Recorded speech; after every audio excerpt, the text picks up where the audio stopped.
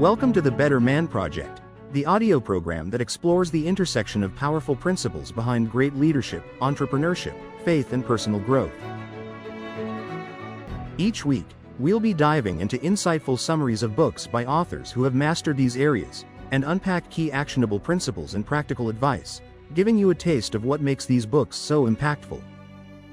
Whether you want to build a thriving business, inspire your team, or simply become a more effective leader in your own life, this podcast is for you.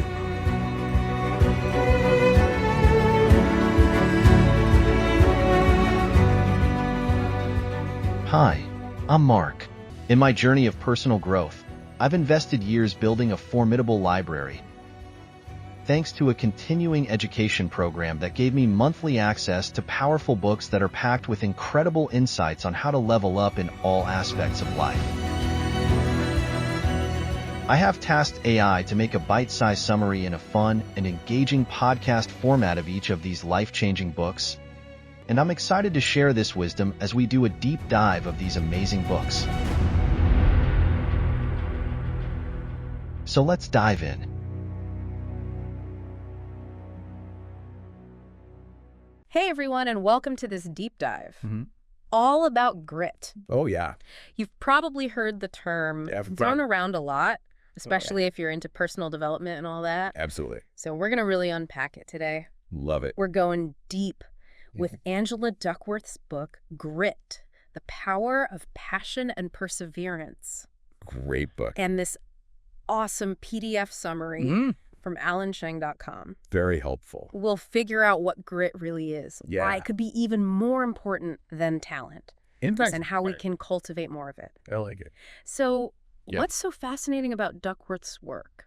Well, she doesn't just define grit. Right. She really gets into why it matters and how we can actually develop it. Okay. Yeah. So Yeah. how does she define grit?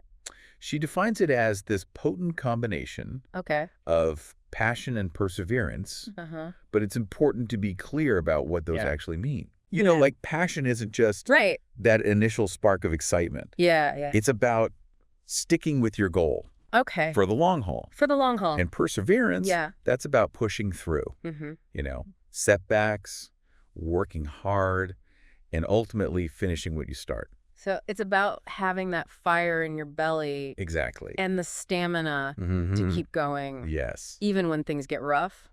Exactly. And Duckworth illustrates this really well. Okay. With an example from West Point.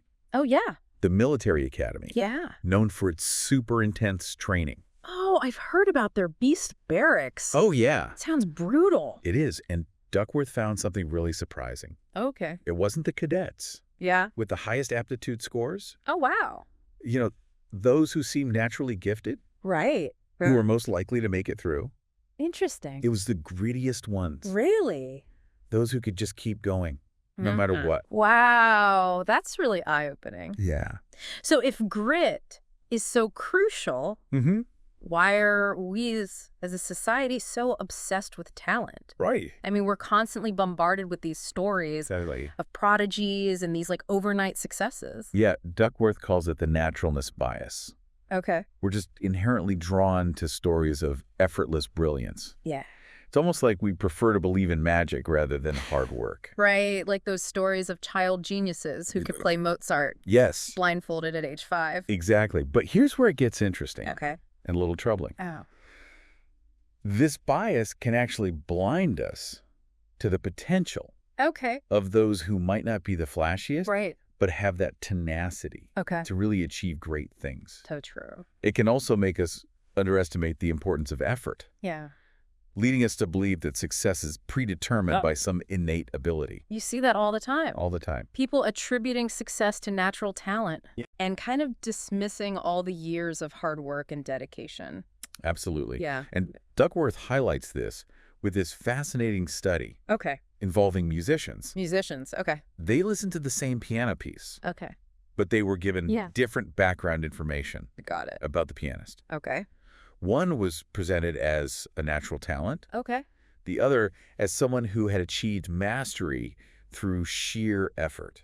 So same recording, different backstories? Exactly what happened. Yeah, what happened? The musicians consistently rated the naturally talented pianist Really? as better. Wow. Even though it was the exact same performance. That's so interesting. It's a powerful example of how this bias can really shape our perceptions. Wow. And potentially even limit our own growth. That's incredible. Yeah. And a little disheartening. Yeah. It really makes you think about how much potential we might be overlooking. Totally. In ourselves and others. Absolutely. Because we're so fixated on this idea of inborn talent. Right. And this leads us to one of Duckworth's most compelling arguments. Yeah. The power of effort. Mm-hmm. She lays it out. Yeah. In this simple but profound equation. Okay, I'm ready. Talent multiplied by effort equals skill. Okay. Then skill multiplied by effort equals achievement. Okay, let's unpack that. Yeah. So it's not just about talent alone. It's about how that talent is amplified. Exactly. By effort. Exactly. And what's fascinating is that effort appears twice. Oh, wow. In this equation. Interesting. It's not just a one-time input. Right. It multiplies our talents to build skills.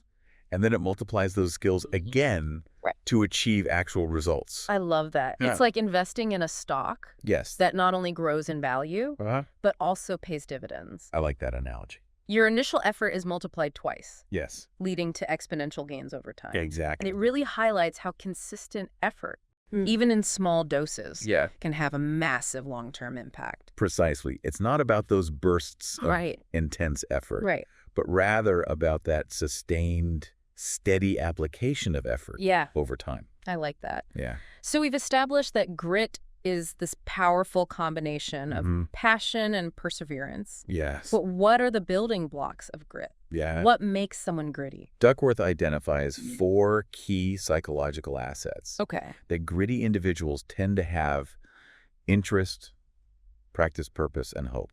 And the Alention PDF summary does a great job breaking these down. It does. Perfect. Let's dive into each of these, starting with interest. Okay, so interest is the foundation of grit. Got it. It all begins with genuine passion for what you're doing. Okay. Duckworth encourages us to think about our ultimate concern. Ultimate concern. That top-level goal. Yeah. That North Star. Right. That gives meaning to everything else we do.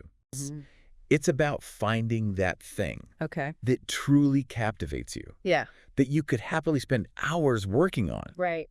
Even when it's challenging. I'm sure you can relate to that feeling, right? Oh, absolutely. Like when you get so absorbed in a project or a task that you completely lose track of time. That sense of flow, of being completely immersed, that's a great indicator that you've tapped into something you're genuinely interested in.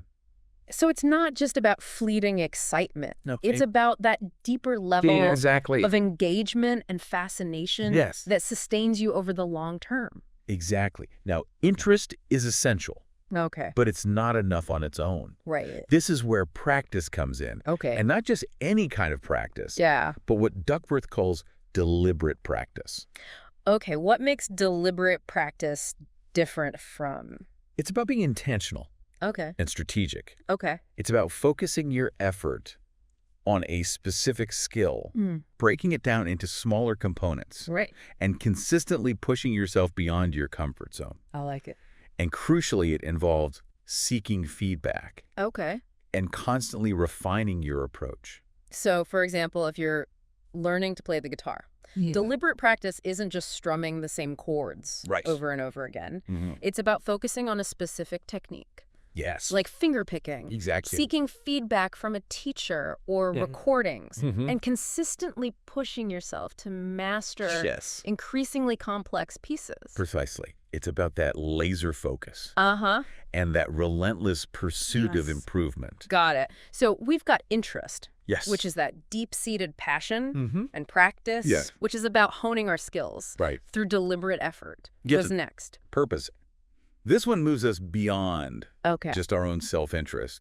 It's about believing that our work has a positive impact on others. That it contributes to something larger than ourselves. So it's about finding that sense of meaning in what we do. Exactly. Knowing that our efforts are making a difference in the world. This can be a powerful motivator.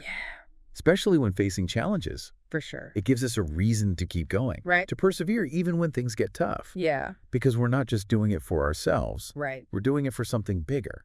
I can see how that would fuel your grit.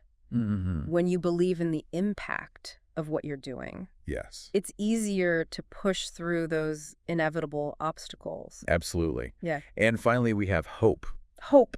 Not just wishful thinking. Right.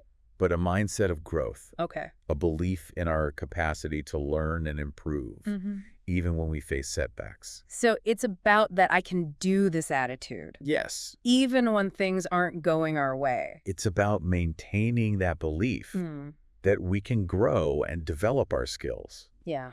That we're not fixed in our abilities. It makes sense. Hope is the fuel for grit. Yeah. It's what allows us to bounce back from those setbacks. Right. And to keep striving for our goals. Yeah. Even when the path ahead seems uncertain. It's about seeing challenges as opportunities for growth. Right. Not as roadblocks to success. And what's really exciting is that all of these assets, interest, practice, purpose, and hope, can be cultivated. Oh, that's good. They're not fixed traits that we're born with. So you're saying that even if we don't consider ourselves gritty right now, we can develop these qualities over time. Absolutely. And that's what we'll explore in the next part of our deep dive. Awesome. We'll look at specific strategies for nurturing grit, Yeah. both in ourselves and those around us. Sounds good. Yeah. I'm looking forward to it. All right, so we've got a solid understanding of what grit is and those key psychological assets. But now let's get practical. How can we actually nurture grit? Yeah. Both in ourselves and in others. Right. Especially kids, because... Kids. Yeah. Let's be real. We all know those kids who seem to give up. Oh, for sure. The drop of a hat. At the drop of a hat, yeah. So, Duckworth dives into this. Okay. Particularly in the context of parenting. She points to the authoritative style as being particularly effective. Authoritative parenting. Yes. Okay, what exactly does that look like? It's about striking that balance between being demanding and supportive. It's not about being a drill sergeant or a pushover. It's about setting high expectations, but also providing the warmth, guidance, and encouragement that kids need to meet those expectations. So it's about having high standards.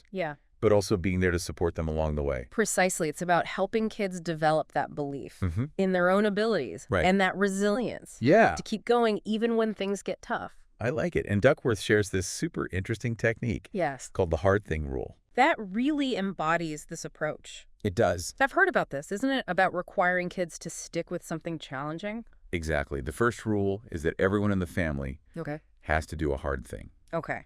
This could be an extracurricular activity, a sport learning, an instrument, you name it. Yeah. The key is that it requires deliberate practice and sustained effort over time. So it's about instilling that value of perseverance from a young age. Right. And the second rule reinforces this. Okay. You can't quit on a whim. Right. You have to see it through to at least a natural stopping point, like the end of a season or a semester. That makes sense. It helps kids understand that commitment it involves seeing things through. Right. Not just giving up when it gets boring or challenging. Exactly. Now, the third rule is really interesting. Okay. Because it gives kids some autonomy. They get to choose their hard thing. Oh, okay. Ideally, this taps into those genuine interests we talked about earlier. If they're passionate about something, they're more likely to stick with it. I love that it's about empowering kids to find their own passions and then supporting them in pursuing those passions. Yes, and then in high school, there's a 2-year commitment rule. Okay, 2 years. This helps teenagers experience what it's like to really stick with something, to push through those inevitable plateaus and frustrations that come with mastering any challenging skill. I can see how that would be so valuable, Yeah. especially in today's world of instant gratification. For sure. It teaches them that true mastery takes time and dedication. Right. And it's not just about kids. Okay. Creating a gritty culture is crucial in any setting. Okay. Schools, workplaces, even in our own families. Got it. This means fostering an environment that values and celebrates effort, perseverance, and resilience. Okay. Where setbacks are seen as opportunities for growth, not as failures. So it's about shifting the focus from just outcomes to the process of learning and growing. Exactly. About embracing those challenges along the way. It's about creating a culture where people feel supported, to take risks, to push themselves beyond their comfort zones, and to learn from their mistakes. And it's about recognizing and rewarding effort. Yes. Not just talent or natural ability. Exactly. Duckworth also mentions this grit scale. Okay, the grit scale. A tool she developed to measure an individual's grittiness. It's a fascinating tool. Yeah. It can help us understand our own levels of grit and identify areas where we might want to grow. You can actually find the grit scale online. Oh, cool. If you're curious to assess your own grittiness. I think I'm definitely going to check that out. It would be really interesting to see where I fall on that scale and how I can potentially boost my own grit. I think so, too. What's really empowering about Duckworth's work is that she doesn't just leave us with a bunch of research and theories. Right. She provides concrete strategies for cultivating grit, both in ourselves and in those we mentor. So it's not just about understanding grit. It's about actually putting that understanding into practice. Exactly. And that leads us to another fascinating aspect of Duckworth's work. The idea that we can actively cultivate a gritty identity. A gritty identity. Yeah. That sounds interesting. It's almost like a self-fulfilling prophecy. Okay. If we start seeing ourselves as gritty individuals, if that becomes part of our core identity, we're more likely to approach challenges with that never give up attitude. Right. We're more likely to embrace those hard things, to stick with them, even when they get tough. So it's about shifting our mindset from I'm not a gritty person to I am someone who embraces challenges and perseveres. Exactly. And Duckworth's research suggests that this shift in identity can actually make a real difference in how we approach setbacks and how we ultimately achieve our goals. It's like we're rewiring our brains to be more resilient, more persistent. Right. It's about cultivating that inner strength and that unwavering belief in our ability to overcome obstacles. Now, one question that comes to mind is whether all this focus on grit and perseverance can come at the expense of happiness. I mean, is it about being a miserable, hard-driving, joyless striver all the time? That's a great question. Yeah. And it's something that Duckworth addresses directly. Okay. She actually found a strong correlation between grit and life satisfaction. Oh, interesting. So it's not about being miserable at all. Okay. In fact, it seems that grit and happiness often go hand in hand. So it's not about sacrificing joy for achievement. Not at all. It's about finding that passion, that ultimate concern that truly fuels you. Yeah. And then having the perseverance to pursue it. Yeah. Right. Even when it gets tough. Right. Let's be honest. Yeah. Anything worth achieving is going to have its share of challenges. I think that's a really important point. Yeah. It's about finding that sweet spot where you're both challenged and fulfilled. Absolutely. So you're pushing yourself, but also enjoying the journey. Right. And the Alantine PDF summary also raises this question of whether there's such a thing as too much grit. Too much grit. Like, is there a point where perseverance turns into stubbornness? Yeah. Or where passion becomes an unhealthy obsession? That's an interesting point. Is there a line we need to be aware of? Duckworth acknowledges this possibility. Okay. She emphasizes that there's a balance to be struck. Sometimes knowing when to pivot or change course is actually the grittier move. Right. Especially if it aligns with your higher goals and values. So it's not just about blindly charging ahead, no matter what. It's about being smart and adaptable, about knowing when to adjust your approach. And it's important to remember that grit isn't the only ingredient for a fulfilling life. Of course. Duckworth also highlights the importance of things like character kindness and compassion. Right. Grit without a moral compass. Yeah. Well, that could lead to some pretty undesirable outcomes. So it's about being both strong and good. Yes. About using our grit for positive purposes. Precisely so. After all this talk about grit, what does this all mean for us? Yeah, what does it mean for us? As individuals, as parents, as leaders, as anyone who wants to make a positive impact on the world. It's a call to action, isn't it? I think so. To shift our focus from just talent to the power of grit. Yeah. To recognize that effort and perseverance are just as important as, if not more important than innate ability. Right. It's a reminder that we can all cultivate grit. Yes. Both in ourselves and in those around us. It's a good reminder. It's not a fixed trait that some people have and others don't. Right. It's a muscle that we can strengthen. I like that. Through deliberate practice, through embracing challenges, and through cultivating that belief in our ability to grow and learn. And maybe, just maybe, Yeah. This focus on grit will help us all reach a little higher, dream a little bigger, Yes. and ultimately make a more meaningful contribution I agree. to the world around us. I couldn't agree more. Well, this has been a truly insightful deep dive. It has. Into the world of grit. I know I've learned a lot. Me too. And I hope you have too. Yes. Remember, grit is something we can all develop. Absolutely. No matter where we're starting from. That's right. So keep pushing towards your goals. Yes. Keep embracing those challenges. For sure. And never underestimate the power of passion and perseverance. Love it. Thanks for joining us. Hey listeners, thanks for tuning into another episode. If you enjoyed today's show, please do us a favor and like, share, and smash that subscribe button. That way, you won't miss a single episode packed with insights on leadership, entrepreneurship, faith, and personal growth. We've got fresh content coming your way every single week, only here on the Better Man Project.